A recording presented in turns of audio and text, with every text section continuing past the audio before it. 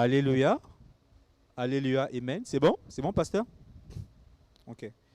Alléluia. Amen. Bonsoir, bonsoir, chers frères et sœurs dans le Seigneur. Et partout où vous nous recevez, bienvenue à Centre Chrétien Vie, situé à Laval. Je vous bénis tous dans le nom précieux de Jésus-Christ.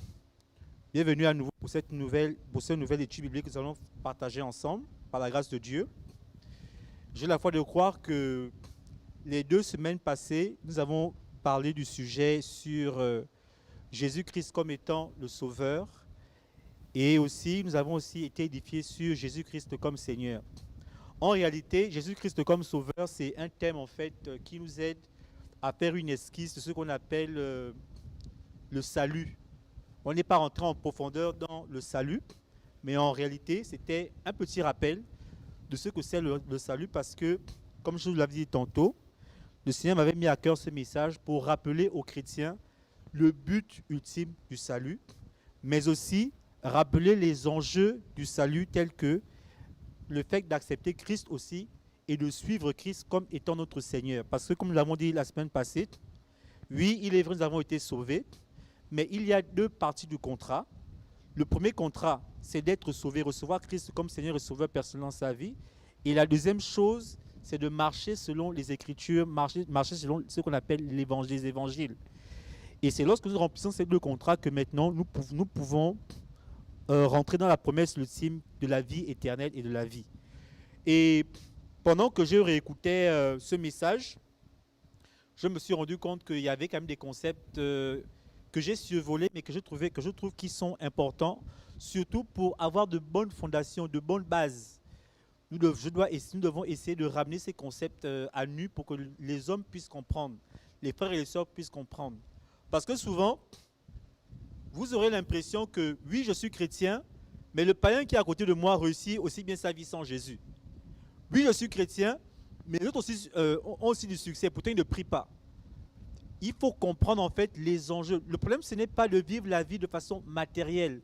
Les enjeux du salut sont plus importants. En fait, les enjeux du salut ont des échéances plus importantes que ce que nous pouvons voir. Ce n'est pas parce que quelqu'un réussit dans la magie, dans la sorcellerie, bien parce qu'il n'est pas chrétien qu'il réussit, que nous avons un problème dans la chrétienté. Non.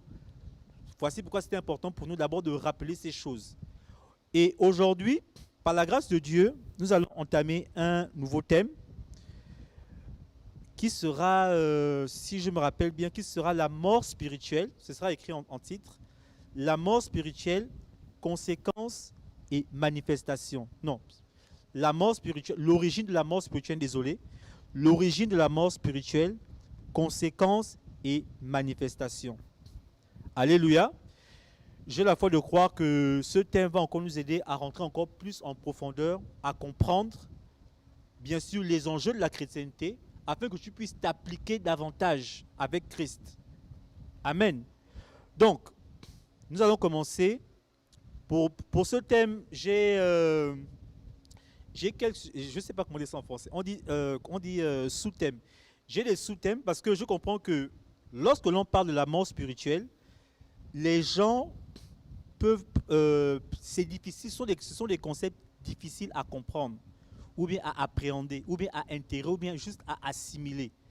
Donc c'est important d'aller étape par étape pour comprendre. Voici pourquoi aujourd'hui je vais d'abord me focaliser sur l'origine de ce qu'on appelle la mort spirituelle. Parce que beaucoup de gens, et surtout dans les églises, on parle beaucoup de mort spirituelle, mort spirituelle, mort spirituelle. Mais quelle est l'origine? Quelle est l'origine de la mort spirituelle? C'est quoi la mort spirituelle? Amen. Pour que vous puissiez apprécier, plus tard quand je vais développer avec d'autres thèmes, vous puissiez apprécier l'œuvre de Christ à la croix. Pourquoi c'était important pour Jésus-Christ de mourir sur la croix. Et ça va aussi renforcer aussi toutes les choses que j'ai déjà dit sur le salut. Ça va en fait renforcer toutes les connaissances que j'ai déjà données, comment on dit ça en français, précédemment, par rapport aux vidéos que j'ai déjà faites. Et ça va vous aider en fait à appréhender ces choses dans votre vie. Bon, on va aller droit au but, ok. Je bénis le Seigneur pour votre vie. C'est un privilège d'être encore sur la terre des vivants et de pouvoir écouter la parole de Dieu. J'ai la foi de croire que le Seigneur a un plan particulier pour toi et ta famille et qu'il t'appelle toujours. Si tu fais toujours parmi de ceux qui hésitent, de ceux qui réfléchissent, qui résistent encore à l'appel de Christ, sache que ce message est pour toi afin que tu puisses t'accrocher réellement à Jésus-Christ de Nazareth et faire de lui ton Seigneur et Sauveur. Amen.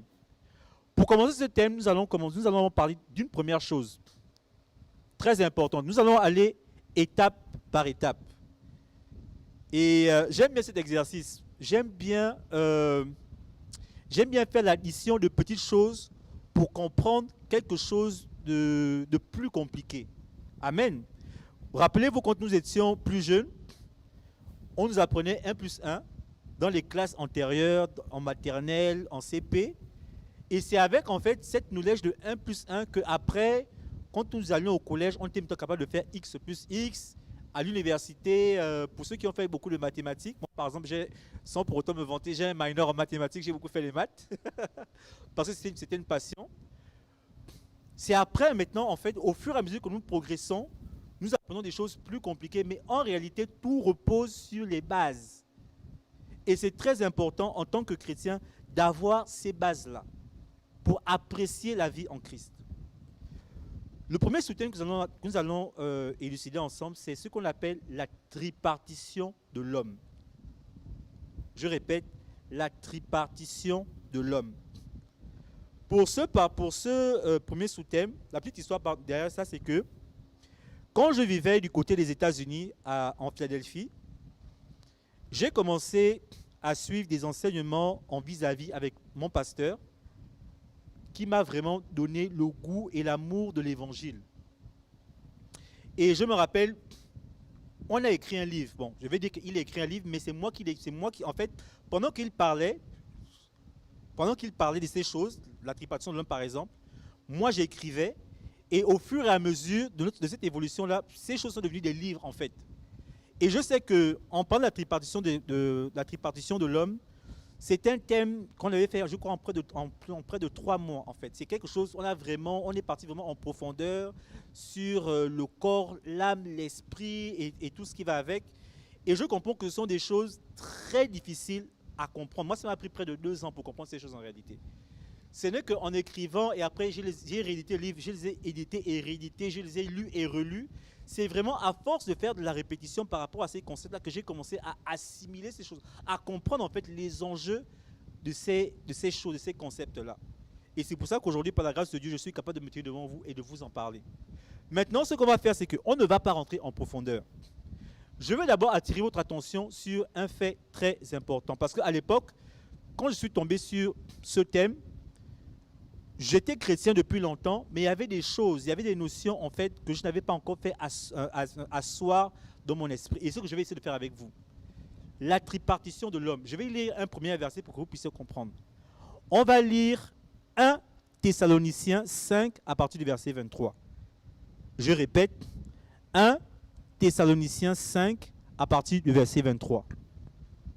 La Bible déclare ceci, j'ai la parole de Dieu, que le Dieu de paix vous sanctifie lui-même tout entier et que tout votre être, l'esprit, l'âme et le corps soient conservés irrépréhensibles lors de l'avènement de notre Seigneur Jésus-Christ.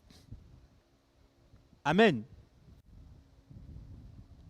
La Bible ici, dans Thessaloniciens, nous dit clairement que en chaque être humain, quand on parle d'être humain, chaque être humain a ce qu'on appelle un esprit, une âme et un corps. C'est plus facile de parler du corps parce que le corps, nous pouvons le voir. Amen. Et c'est vraiment délicat de parler de l'esprit et de l'âme.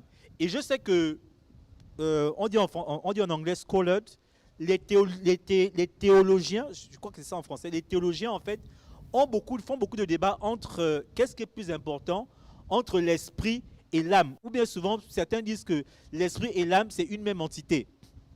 On ne va pas rentrer dans le débat de savoir qui est plus important entre l'esprit et l'âme, ou de savoir qu'effectivement l'esprit, c'est aussi la Bible dit clairement que ces 3 choses sont séparées. Nous avons un corps. Quand je dis séparé, je vais rectifier ça plus tard, vous allez comprendre. nous avons en tant qu'être humain, tu as un corps. Mais tu n'as pas qu'un corps, tu as aussi une âme et un esprit. Ce sont ces trois choses qui te définissent en tant qu'être humain. Maintenant, la bonne chose, c'est que le corps, tu peux le voir. Le corps, comme tel que tu me vois, ça c'est mon corps. Moi, c'est Van, ça c'est mon corps, tu me vois. Et je dis aussi que tu peux aussi constater aussi ton corps à toi, que effectivement tu as un corps. Maintenant, qu'est-ce qu'il en est de l'esprit et de l'âme? Suivez-moi très bien. Je sais que ce sont des concepts assez compliqués, mais j'ai la foi de croire que j'ai fait un effort, je vais faire un effort dans cet enseignement, de le rendre le plus digestif possible. Amen. La Bible déclare ceci, dans Ézéchiel 18, 4. Parce qu'il est important de comprendre. Ok, Thessaloniciens dit que nous avons un esprit, un corps et une âme. Mais est-ce que dans la Bible encore, il y a des versets bibliques qui confirment qu'effectivement, surtout par rapport à l'âme et l'esprit, parce que le corps, nous pouvons constater que nous avons un corps, ça c'est pas quelque chose que nous avons besoin de... nous n'avons pas besoin d'insister dessus. Mettons concernant beaucoup plus l'esprit et l'âme. Quels sont encore les versets dans la Bible qui, effectivement, témoignent que nous avons un esprit et une âme? La Bible déclare dans Ézéchiel 18 à partir du verset 4. La Bible déclare ceci. Voici, toutes les âmes sont à moi, c'est Dieu qui parle. L'âme du Fils comme l'âme du Père, l'une et l'autre sont à moi. L'âme qui pêche, c'est celle qui mourra. J'aime beaucoup ce verset parce que ça va encore très en profondeur. Ça dit, l'âme qui pêche, c'est celle qui mourra. Mais cela n'est pas notre portion pour aujourd'hui. Nous allons seulement nous focaliser sur le fait que, effectivement, dans Ézéchiel 18, à partir du verset 4, la Bible nous dit clairement que, effectivement, l'homme a une âme. Thessaloniciens nous dit, en tant qu'homme, nous devons prendre soin de notre corps, de notre âme et de notre esprit. Maintenant, dans Ézéchiel aussi vient nous confirmer ici qu'effectivement, en tant qu'homme, nous avons une âme.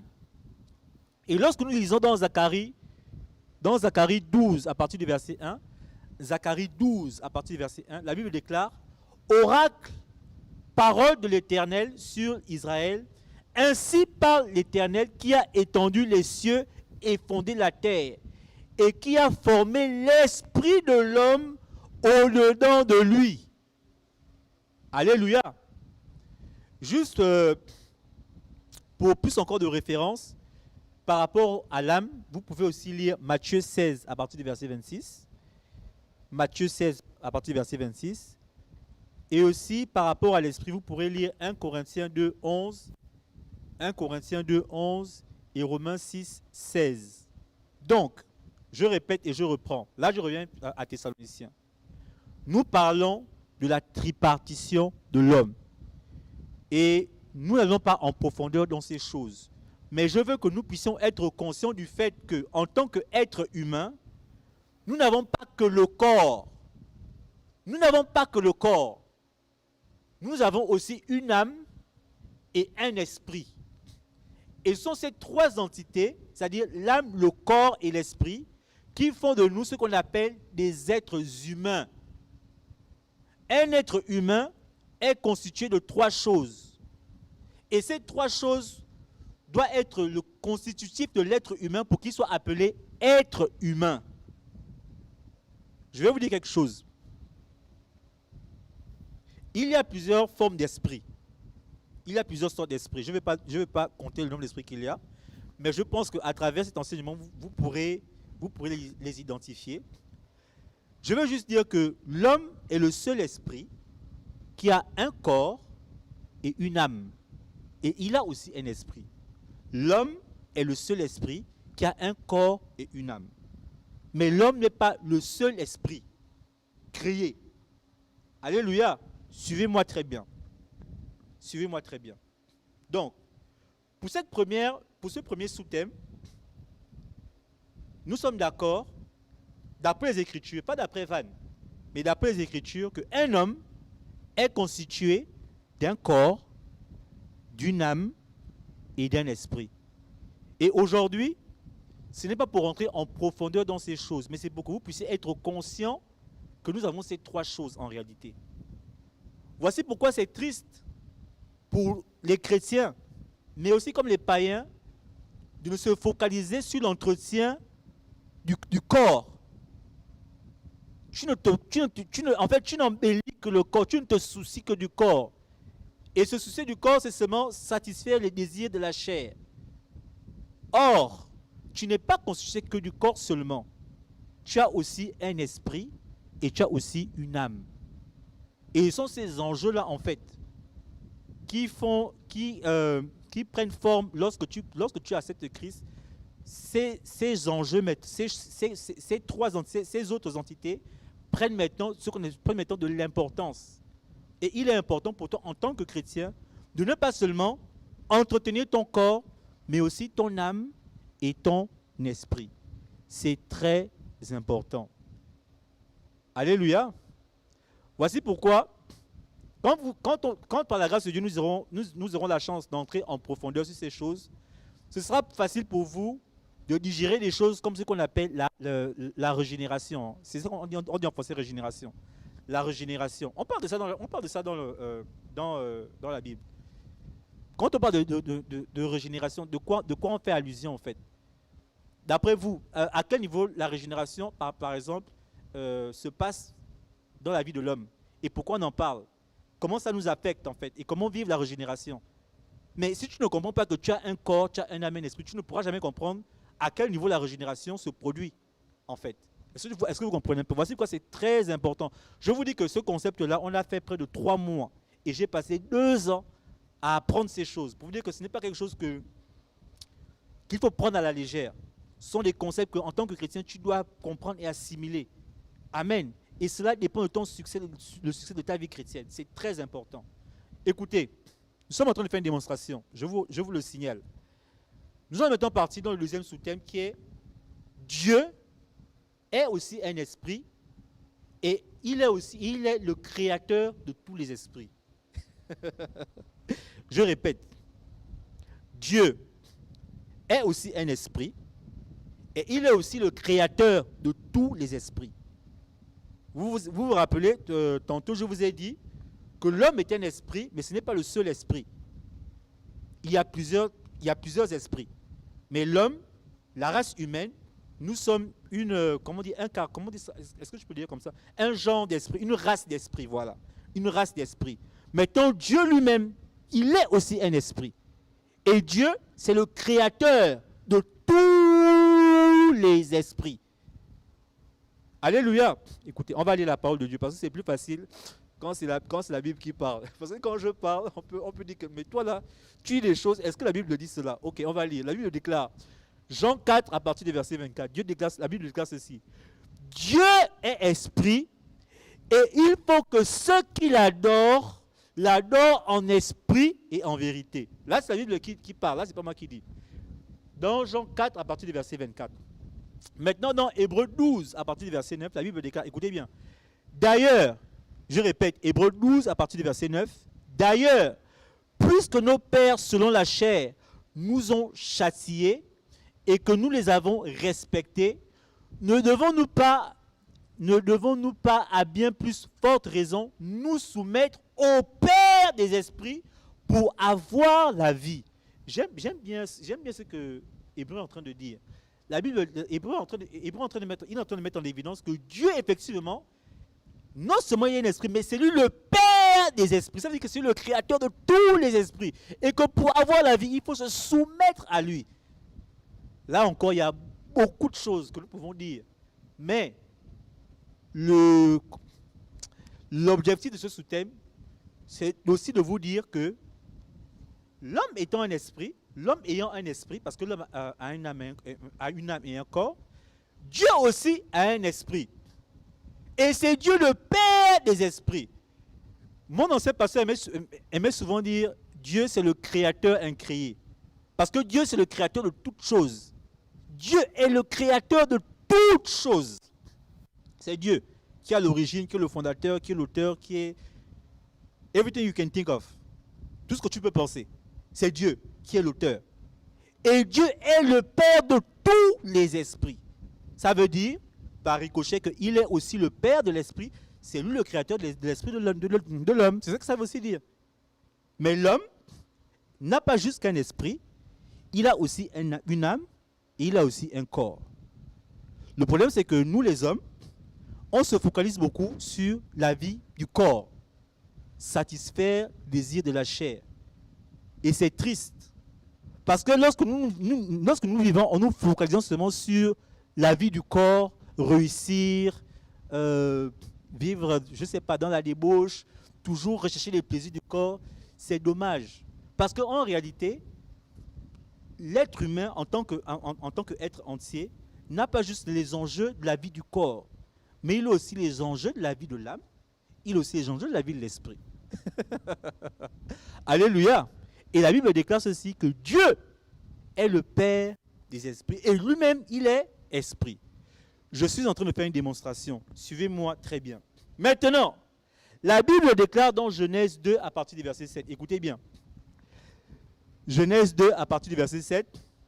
Je vais lire la parole. La Bible déclare, l'Éternel Dieu, je m'arrête d'abord là. Vous vous rappelez que la semaine passée, nous avons défini clairement l'Éternel Dieu c'est quoi? La transition entre Dieu et l'Éternel Dieu. Et j'ai revu la vidéo. Normalement, quand je venais aujourd'hui, je m'étais dit, je vais aller en profondeur, en détail. Mais je me suis dit, avec les explications que j'ai données la semaine passée sur la transition entre Dieu et l'Éternel Dieu, je crois que c'est assez suffisant. Et c'est maintenant à vous de faire vos devoirs pour maintenant rechercher en profondeur la révélation.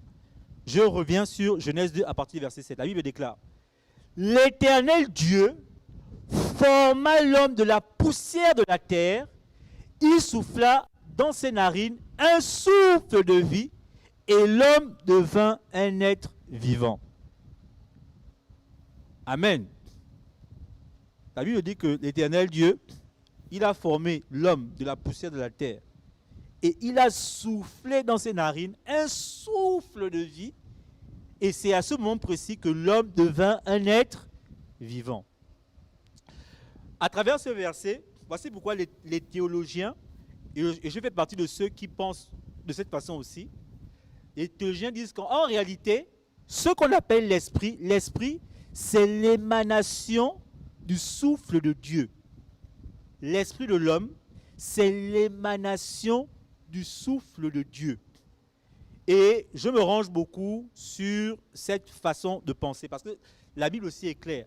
Il a fallu que Dieu souffle. Et le truc, c'est, si vous essayez de raccorder les informations ensemble, vous allez vous rendre compte que Dieu étant un esprit, quand un esprit souffle dans une personne, bien dans quelque chose, il lui donne en fait ce qu'il a de lui, il lui donne en fait ce qui est au-dedans de lui. Dieu étant esprit, quand il souffle, c'est là qu'en fait il donne à l'homme aussi l'esprit.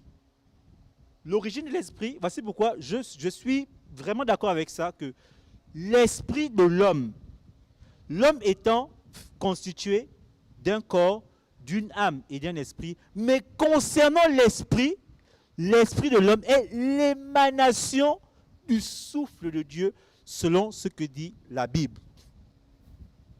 Donc, c'est très important. Ce que je suis en train de dire, ou bien ce que je suis en train de faire, ou de démontrer, si vous voulez, c'est qu'il y a une relation particulière entre l'esprit de l'homme et l'esprit de Dieu. Est-ce que vous me suivez? C'est très important de comprendre ça. Vous parlez de la mort spirituelle, mais est-ce que vous comprenez, je ne sais pas, est-ce que vous comprenez les enjeux de la mort spirituelle? C'est quoi la mort spirituelle? Parce qu'à un moment donné, il faut bien définir, il faut bien qu'on comprenne ce que c'est.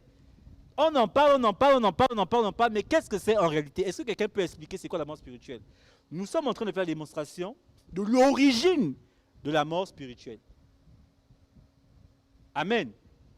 Donc, ces deux premières parties, quand nous les connectons, nous nous rendons compte que la relation qu'il y a directement entre l'homme et Dieu, c'est l'esprit, parce que Dieu est le Père des esprits, il a soufflé en l'homme, il a soufflé en l'homme son esprit, et c'est de là que l'homme est devenu un être vivant. Mais lorsque Dieu a créé l'homme, il a créé l'homme avec le corps, avec une âme, mais l'esprit que l'homme a en lui vient de l'émanation de Dieu lui-même. Donc il y a une relation particulière le corps, lui vient de la poussière. Dieu a formé de la poussière de la terre l'homme. Mais l'esprit, c'est Dieu qui a soufflé. C'est par exemple, Dieu est le créateur de toutes choses, même de l'âme. Mais écoutez, je vais vous donner une figure de, je vais vous faire une figure de style. Lorsque tu, même pour les inventeurs, pour ceux qui ont inventé la voiture, lorsque tu crées une voiture, je parle de créer, hein. Créer, ça veut dire que tu fais quelque chose qui n'existe pas. Amen. Lorsque l'homme a créé la voiture, il n'a pas fait ça sortir de lui. Il a pris les matériaux, il a créé et puis il a monté la voiture. Mais lorsque un homme donne un enfant, ou bien une femme donne vie à un enfant, l'enfant vient d'elle, ou bien de lui. Est-ce que vous comprenez un peu la différence? Quand Dieu souffle, c'est quelque chose qui vient de lui. Est-ce que vous comprenez? Donc c'est quelque chose en fait qui le lie directement à Dieu parce que ça vient de Dieu lui-même. Et voici pourquoi c'est important. Le corps, encore dans le corps, Dieu a pris de la poussière, il a pris de la poussière de la terre, il a dit que non, je forme l'homme. Mais l'esprit, ça vient, en fait, c'est Dieu qui a donné de lui pour que l'homme ait ce qu'on appelle l'esprit de l'homme. Et c'est très, très, très, très important. Amen. Jusqu'à présent, nous sommes en train d'aller quelque part. Et je rappelle à tous ceux qui nous rejoignent que nous sommes en train de parler de ce qu'on appelle l'origine de la mort spirituelle. Et maintenant, nous allons lire un verset qui va maintenant définir ce que c'est, ou bien d'où ça vient, parce que c'est ça en fait le but de ce message d'aujourd'hui, c'est d'où vient la mort spirituelle. Nous allons lire deux versets. Dans Genèse 2, à partir du verset 15. Genèse 2, à partir du verset 15, j'ai la parole de Dieu. L'Éternel Dieu prit l'homme et le plaça dans le jardin d'Éden pour le cultiver et pour le garder. L'Éternel Dieu donna cet ordre à l'homme. Tu pourras manger de tous les arbres du jardin, mais tu ne mangeras pas l'arbre de la connaissance du bien et du mal, car le jour où tu en mangeras, tu mourras. Écoutez bien ce que la parole de Dieu dit. Dans Genèse 2, à partir du verset 17, Dieu dit à l'homme, tu pourras manger de tout ce que tu veux dans le jardin, mais l'arbre de la connaissance du bien et du mal, ça tu ne manges pas. Parce que le jour où tu en mangeras, tu vas mourir. Est-ce qu'on est d'accord? C'est la Bible qui est en train de parler. Moi, je ne fais que lire ce que la Bible dit. Ok. Nous lisons Genèse 3 à partir du verset 20. Écoutez bien ce qui se passe. Adam donna à sa femme le nom d'Ève, car elle a été la mère de tous les vivants. L'Éternel Dieu fit à Adam et à sa femme, des habits de peau et il les en revêtit, je pense, oui. L'Éternel Dieu dit, voici, l'homme est devenu comme l'un de nous pour la connaissance du bien et du mal, empêchons-le maintenant d'avancer sa main, de prendre l'arbre de vie, d'en manger et de vivre éternellement. Verset 23, la Bible déclare, et l'Éternel Dieu le chassa du jardin pour qu'il cultivât la terre d'où il avait été pris. C'est ainsi qu'il chassa Adam et mit à l'orient du jardin d'Éden des chérubins qui agitent une épée flamboyante pour garder le chemin de l'arbre de vie. Ok. Nous avons lu Genèse 2 et Genèse 3. Vous pouvez encore faire toute la lecture à la maison. Et c'est même très important. Prenez même juste à partir du verset 1. Du verset 1 au verset 3, lisez. Voyez ce qui se passe. Dieu crée l'homme. Ensuite, il le forme. Après, qu'est-ce qu'il fait? Il prend Adam, il le met dans le jardin. Et de Adam, il tire Ève. On connaît très bien cette histoire. Ok, jusqu'à présent, on suit.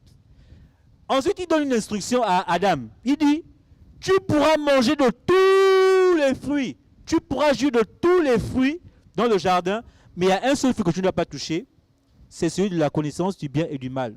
Parce que le jour où tu vas en manger, tu vas mourir. Très bien. On arrive au verset 3 parce que vous et moi, on connaît très bien cette histoire. Adam finit par manger et tout ce qui va avec, les conséquences sont là. Mais à la fin, la Bible dit que Dieu les chasse. Dieu chasse l'homme. Il chasse l'homme et la femme, Adam et Ève. Il les chasse du jardin d'Éden. Et c'est seulement possible qu'on se pose la question, mais attends, Dieu lui-même a dit à l'homme que le jour où tu vas manger le fruit de la connaissance du bien et du mal, tu vas mourir. Mais lorsqu'on lit Genèse 3, on se rend compte que après avoir mangé, Dieu ne l'a pas tué. Dieu l'a juste chassé du jardin d'Éden. Est-ce que Dieu était menteur? Je te pose la question. Pose-toi toi-même la question là où tu es. Est-ce que Dieu a menti? Est-ce que pour une fois Dieu a menti? La Bible dit que Dieu ne ment jamais. C'est écrit dans la Bible. Hein? Dieu ne ment jamais, il ne se répand jamais. Mais est-ce que pour une fois, et surtout au début de l'histoire de l'homme, Dieu a commencé avec un mensonge? Écoutez, bien aimé, vous savez ce qui s'est passé? Dieu ne parlait pas de la mort physique. Dieu parlait de la mort spirituelle. C'est de là que tout a commencé en réalité. Quand vous entendez la mort spirituelle, c'est quoi la mort spirituelle? L'origine, c'est ça. Dieu a dit, le jour que tu manges, tu vas mourir. Et je vous dis, je peux donner un autre enseignement avec... Je résiste à mon esprit parce que je peux donner un autre enseignement par rapport à ça. Comprenez juste que c'est là où que le péché est rentré. Le péché qui s'est manifesté parce qu'on appelle la désobéissance. Et de là est rentrée la mort. Rappelez-vous, voici pourquoi je vous dis, les études que nous faisons, ce n'est pas un spectacle. Ce sont des concepts qu'à chaque fois on vous enseigne, on met en vous, et c'est important d'assimiler ces choses. Moi je vous dis que moi quand j'étudie la Bible, je peux lire et relire, je peux écouter et réécouter jusqu'à ce que je comprenne exactement ce que la parole de Dieu veut, jusqu'à ce que je rende ce qu'on appelle la révélation. Voici pourquoi aujourd'hui c'est facile pour moi de parler de ces choses. Parce qu'en réalité, j'ai passé des années, j'ai passé des mois, j'ai passé du temps à écouter, à réécouter, à lire et à relire, à chercher.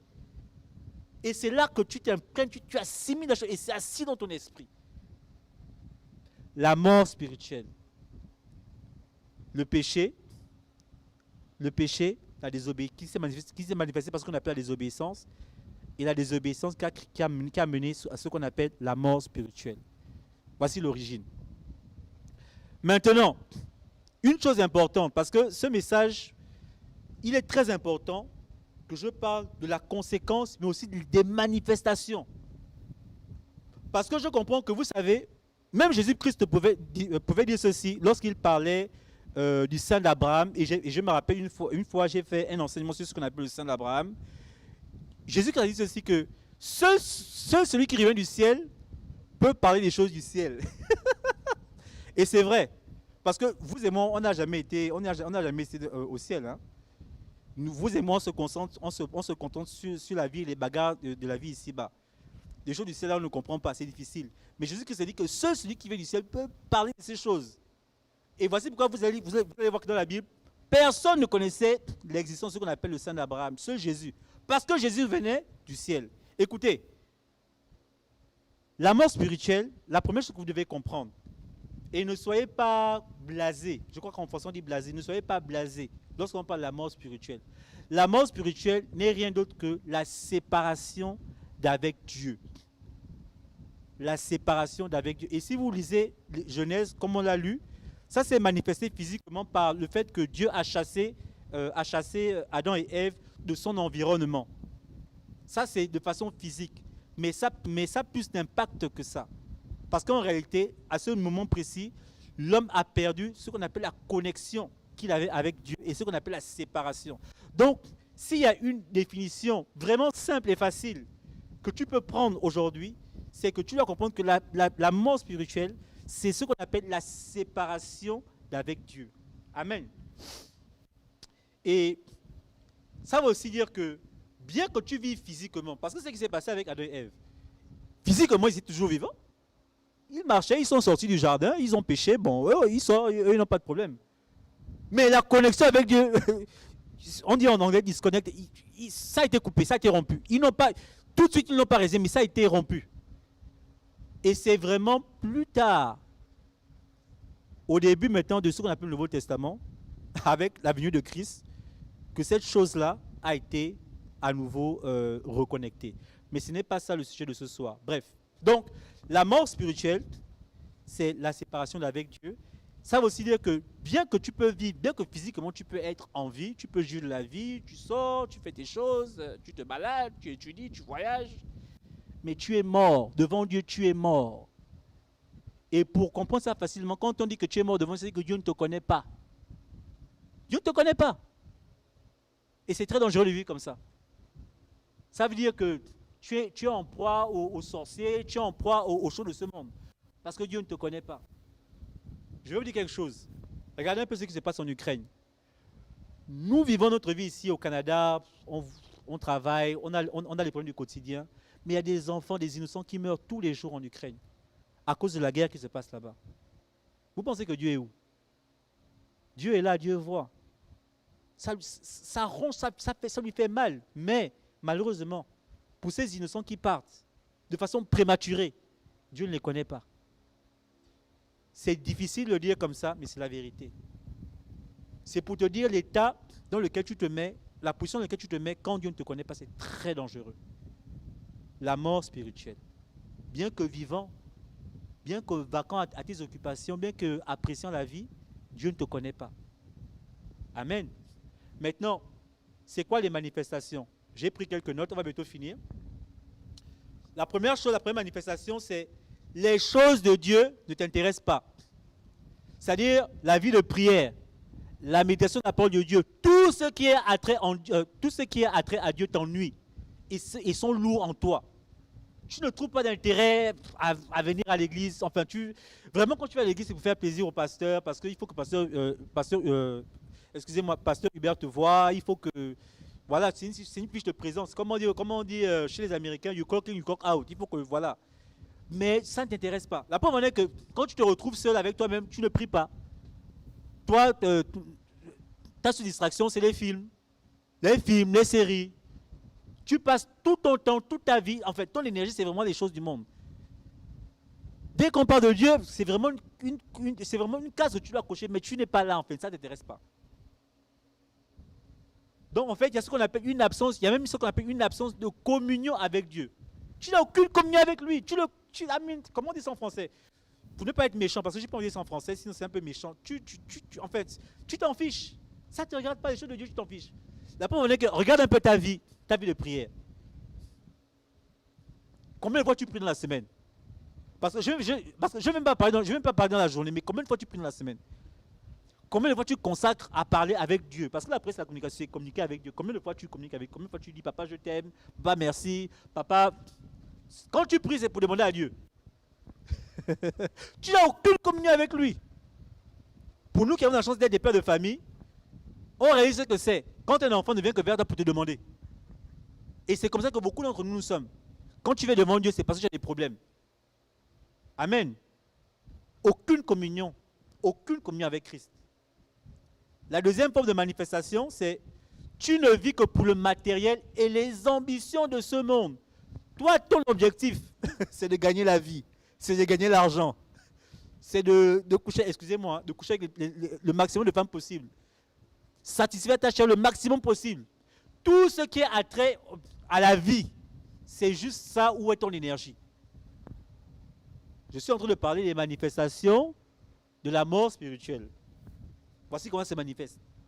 Tu ne vis que pour le matériel, tu ne vis que pour le monde. La Bible déclare même ceci que malheur à l'homme, que à quoi servirait un homme de gagner le monde s'il perd son âme?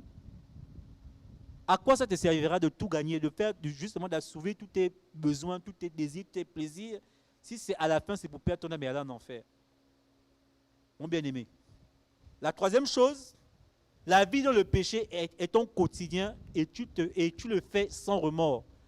Mes bien-aimés, ça c'est très, surtout pour les chrétiens. Parce que je sais que malheureusement il y a encore des chrétiens. Non seulement il vit dans le péché, mais il n'a aucun remords. Il est à l'aise dans le péché. Aucune seconde pensée que Ronnie, ce que tu as fait, est-ce que tu trouves que c'est bien? Tu viens de faire quelque chose d'horrible, tu viens de coucher avec une femme, et ça ne te pique pas. Tu vis vraiment comme si de rien n'était. Parce qu'en réalité, tu es mort spirituellement. Maintenant, tu vas comprendre. Amen. Voici pourquoi tu vis dans le péché. Tu vis dans le péché et en fait, tu es à l'aise. C'est comme devenir ton environnement. Et tu n'as aucun... J'insiste sur le fait que C'est possible pour nous tous de pécher, même moi qui vous parle. Moi, je suis pas, je vous ai dit, hein, moi, je ne suis pas pasteur. Je suis un être, je suis membre de l'église comme tout le monde. Je peux tomber. Mais quand tu tombes, comment dire ça, quel est ton réflexe? Je vais vous dire un secret. Ça, c'est un petit témoignage. Vraiment, pasteur Hubert, permets-moi de finir ce message. La première fois que j'ai couché avec une femme, j'avais 20 ans. Je me rappelle très bien de ce jour. J'avais 20 ans et à l'époque, je priais au ministère du combat spirituel. Et on partait à la prière tous les 6 heures. J'avais 20 ans. Et à l'église, tout le monde pensait que j'étais un bandit. Hein. Tout le monde pensait que je couche. Parce que la façon dont je m'habillais, moi, j'étais toujours chaud et tout. Les gens pensaient que le petit, là, lui, là, il doit connaître les femmes. Le jour où j'ai couché avec une femme pour la première fois, dans mon rêve, j'ai pleuré. J'ai pleuré dans le rêve. J'étais tourmenté toute la nuit. J'étais tourmenté toute la nuit. Et quand je me suis réveillé le matin, je suis allé à la prière de 6 heures. J'ai tout fait pour voir la modératrice. J'ai dit que maman, j'ai besoin de te parler, il faut que je me confie. Elle m'appelle, me dit ok, viens, qu'est-ce que tu as fait, qu'est-ce qui s'est passé? Je lui ai dit que non, maman, j'ai couché avec une femme. Elle me dit, ah bon? Après, elle me pose la question, c'est la première fois, c'était quand la dernière fois? J'ai dit que non, maman, c'est la première fois. Parce que les gens avaient une image. En fait, ce que je veux vous faire comprendre, c'est le remords. Et ça vient du Saint-Esprit. Tu fais quelque chose qui n'a pas plu à Dieu, quelque chose, c'est vrai, nous tombons tous. La Bible dit qu'il n'y a pas un seul juste, il n'y en a même pas un. Nous sommes tous des pécheurs. Ça peut arriver, le péché peut arriver. Mais comment tu réagis après le péché, après avoir péché? Est-ce que tu es à l'aise? Si tu es à l'aise, tu es dans la mort spirituelle. Ou bien tu te reproches, ou bien l'Esprit te dit que Ronnie, ce que tu as fait, réponds-toi, demande pardon, ce n'est pas bon, arrête, stop. Trouve des stratégies et des moyens pour arrêter. Amen. Et je vais finir avec la dernière partie qui est ton cœur est endurci et sans crainte de Dieu. Je vais lire Éphésiens 4 à partir du verset 18. La Bible déclare: ils ont l'intelligence obscurcie, ils sont étrangers à la vie de Dieu à cause de l'ignorance qui est en eux, à cause de l'endurcissement de leur cœur. Ton cœur est endurci. Ton cœur est endurci. Ça veut dire quoi? Ça veut dire que quelle que soit la vérité qu'on te donne, qu'on te dit, tu refuses de l'accepter, tu refuses de l'admettre. On te dit que tu vis dans le péché, mais tu dis que non, moi je ne vis pas dans le péché. Pourtant tu vis dans le péché. C'est la parole de Dieu. Comment dire ça? À un moment, il faut être confronté à ce que Dieu dit, ce que Dieu dit dans sa parole. Et par rapport à sa parole, par rapport à ce que tu as posé, est-ce que tu es en conformité avec la parole de Dieu? Ce n'est pas un homme qui peut te prêcher le péché. Moi je veux dire, le péché, on ne prêche pas ça. Ça ne sert à rien. C'est Dieu qui convainc l'homme. Et c'est Dieu qui peut te faire réaliser que ce que tu fais, ce n'est pas bon, arrête. Voici les manifestations de ce qu'on appelle la mort spirituelle. Et j'ai la foi de croire que ça, ce ne sont juste que 2 ou 3 exemples que j'ai donnés, mais il y en a tellement qu'on peut citer. Mais déjà, si tu te retrouves parmi ces 4 points, mon bien-aimé, fais un effort de revenir à Christ, de chercher Jésus-Christ, de te repentir et de revenir à lui. Parce que comme je l'ai dit, la mort spirituelle a des dégâts et a des conséquences terribles. Amen. Je vais m'arrêter là parce que nous sommes déjà, comment on dit ça en français, nous avons dépassé le temps. Je pense que ce genre de message ne peut pas finir sans prière. Pasteur Hubert, est-ce que tu es d'accord avec moi? Est-ce que je peux prier? Ce genre de message. Ok. Je vais prier. Éternel Dieu, nous nous reconnaissons à travers ta parole. Vraiment, cet enseignement nous a parlé à nous tous, même moi qui suis devant la chair. Je ne suis pas immunisé de quoi que ce soit. Mais je prie Dieu que tu nous fasses grâce afin que nous puissions, papa, comprendre les enjeux de la mort spirituelle et vivre dans la vérité de l'évangile. Vivre dans ce que tu appelles la sanctification. Afin que nous puissions te voir. Parce que c'est ça le but ultime du salut. Et j'ai la foi de croire, Seigneur, si peut-être j'ai pu blesser quelqu'un pendant ces moments, Seigneur, ce n'était pas mon intention. Mon intention, c'est de te dire qu'il y a encore de l'espoir pour toi. Si tu écoutes la parole de Dieu aujourd'hui et que tu décides de marcher selon celle-ci, alors il y a de l'espoir pour toi. Seigneur, aide-nous à accepter ces choses dans notre cœur, à changer pour ta gloire et à être les enfants que tu attends.